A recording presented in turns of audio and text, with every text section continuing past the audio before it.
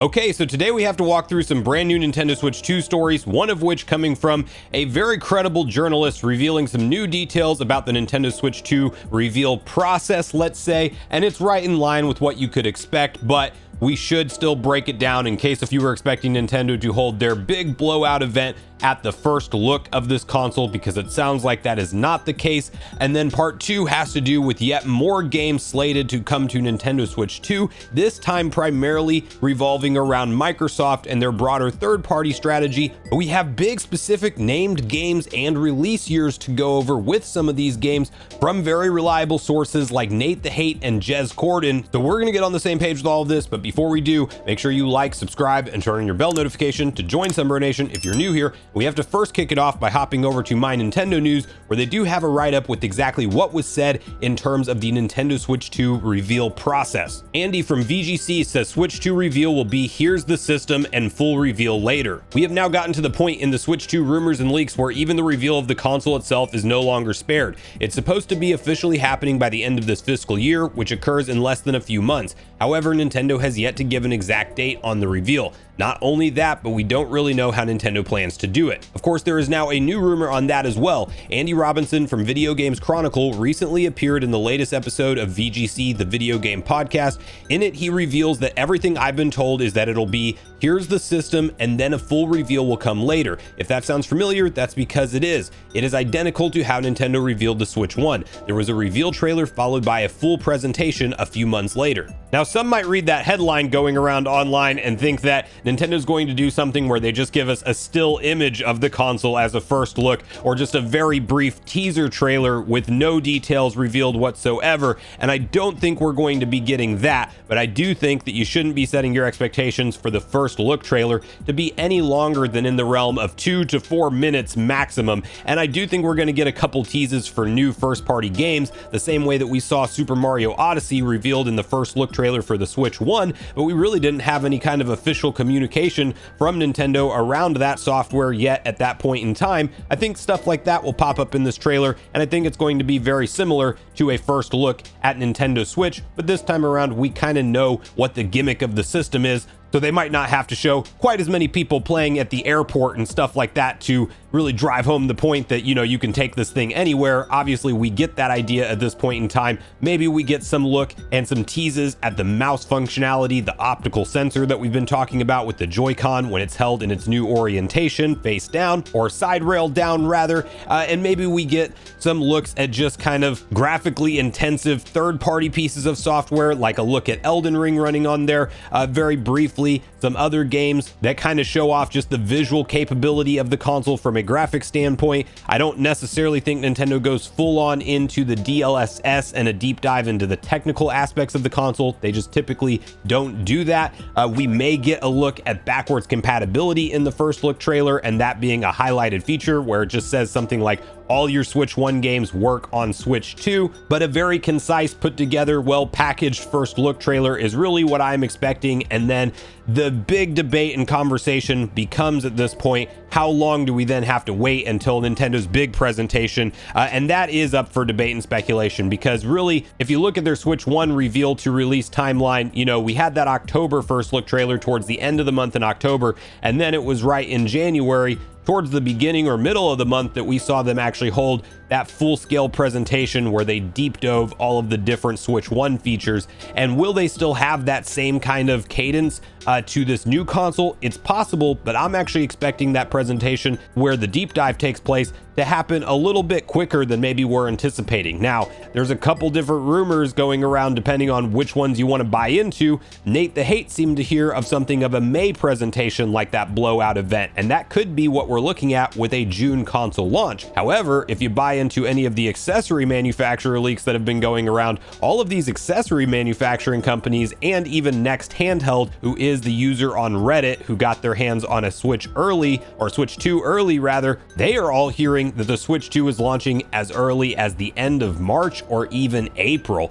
And a lot of campaigns are now running for accessory promotion for Switch 2 accessories that content creators on the platform and that even I personally am receiving. So there is definitely either a disconnect in when manufacturing thinks this thing is going to launch versus when it actually will, or we might get an earlier launch. We also might see it be that May-June timeframe. But regardless of when it all happens, I do think that two presentation format that Andy Robinson is hearing about here is likely what we should safely expect. A simple first look trailer followed up later on, maybe a month or two after, or maybe as late as May, for that bigger deep dive reveal where they spend time on each individual feature of the console and all of the components, and a deep dive into the software of the launch lineup of the console. So all of that very fascinating. There's also some other quick headlines that we can mention where Nintendo has now officially commented on the leaks, but they say they're not official. And of course they're not, because Nintendo did not reveal or put out these leaks out there themselves. It's not official footage of their console, and so hence it's not official. But all of those Genki leaks that we've been talking about have now been acknowledged by Nintendo. And interestingly, Genki also did not finish out their time at CES that they advertised, because it has been reported that they essentially packed up their booth and were gone by the second day. That's not what they put out there in terms of their schedule when they first signed up for the event. So it's possible that those claims that they had a Switch 2 from the black market got them into some hot water, as they've even made some PR statements that all of their designs are based off leaks and not the hardware itself. So interesting 180 in words. Did the ninjas contact them? Very possible, but it's also possible that Genki was just stretching the truth a little bit. You never know for sure on behind the scenes situations like this. But from there, we have to get into some more exciting details around potential games that will be coming to Nintendo Switch 2, because while the console, the power level, and all that stuff is very exciting, we've seen a lot of that more or less leaked at this point. But what we have not seen a ton of leaks around is the games lineup itself, which we've seen some due to retail listings that we talked about in yesterday's video, where we know there will be multiple Bandai Namco games coming over, Square Enix games coming over, Take-Two, EA, you name it, a bunch of different publisher titles. But now we have some specific games to talk about, and this part comes from Microsoft's games catalog, because you probably know that Microsoft has been in this different messaging situation in 2024 and 2025 with what the Xbox brand is, literally running an entire marketing campaign saying that everything is an Xbox, because if it has the capability to play Xbox via cloud streaming or via Game Pass or anything like that, you're playing on an Xbox, even if it's a toaster. And it's an interesting marketing message, but they're definitely going more multi-platform minded. And we've had comments from Phil Spencer saying that there's no, specific titles that are off the table now. When it makes business sense for Microsoft, they will just put their games on other platforms. And we've seen them already start to do this with Pentiment, Grounded, Sea of Thieves, and Hi-Fi Rush. A couple of those titles only making it to PS5, but Pentiment and Grounded making it to Switch 1. Sea of Thieves will obviously make it to Switch 2 at some point. It's just a question of when. Hi-Fi Rush is an interesting story because of the developer behind it. But anyway, we have some exciting titles to potentially look forward to now from Xbox's games catalog for Switch 2 specifically. As you can see this story, which reads, rumors say Final Fantasy VII Remake is coming to Xbox in 2025 as more Xbox games head to PS5 and Nintendo. Speaking on his podcast, Nate the Hate shared new rumors on Xbox's future plans, and we can corroborate at least some of them with our own sources. And this is written by Jez Gordon, who is the other source on this matter. As all is well known by now, Microsoft is also making an effort to put Xbox games onto other platforms. Today, credible tipster Nate the Hate shared some rumors on his podcast for games we can expect to see hit the PlayStation 5 and the unannounced Nintendo Switch 2 later this year. For Xbox fans, Nate the Hate suggests that Final Fantasy VII Remake is hitting the Xbox in 2025, with Final Fantasy VII Rebirth aiming for 2026. According to Mr. Hate, Microsoft Flight Simulator 2024 and Halo the Master Chief Collection are both slated for the multi-platform treatment, with each game launching on PlayStation 5 and Nintendo Switch 2. I can corroborate independently with our own sources that all of the above is most likely true. It seems that Microsoft isn't stopping there though. As previously noted by Xbox CEO Phil Spencer, there are no red lines when it comes to the games Microsoft aims to bring to other platforms. I noted in an analysis late last year that any Xbox game that is capable of making a good return on investment from going multi-platform absolutely will do so. To that end, I've heard that in addition to the above, Hellblade 2, Age of Mythology, and potentially Gears of War 1 Ultimate Edition are also slated for PlayStation 5 this year too. Although I'm unsure if that includes the Nintendo Switch 2, I would expect that it most likely does if I had to guess that part. So obviously, the more third-party support we see on Nintendo Switch 2 from a games perspective, the better at the end of the day. We already know existing contracts for game franchises like Call of Duty are in place for 10 years on Nintendo Switch 2 and going forward, because that contract technically doesn't start until the first game comes out, and we have not seen a Call of Duty game on Nintendo back since the Wii U. So that contract is not into effect yet, and so we have a long roadmap of those games to come. But you talk about something like the Master Chief Collection coming over, and what an iconic moment in gaming when we see Master Chief, the literal mascot for Xbox after all these years, come to other platforms. You know, obviously it's going to PlayStation 5 as well, but having the Master Chief Collection playable natively on Nintendo Switch 2 hardware, which offers that hybrid play factor, is going to be a really cool thing to see. All the campaigns of those games, being able to go through those at home or on the go, and the online play component that comes along with it, really exciting prospects. Flight Simulator 2024, also a very big game for Microsoft to be going multi-platform with. Hellblade 2, one of their big exclusives that visually looks stunning, but again, Microsoft's in this perfect scenario to port all of their modern day games to Nintendo Switch 2 because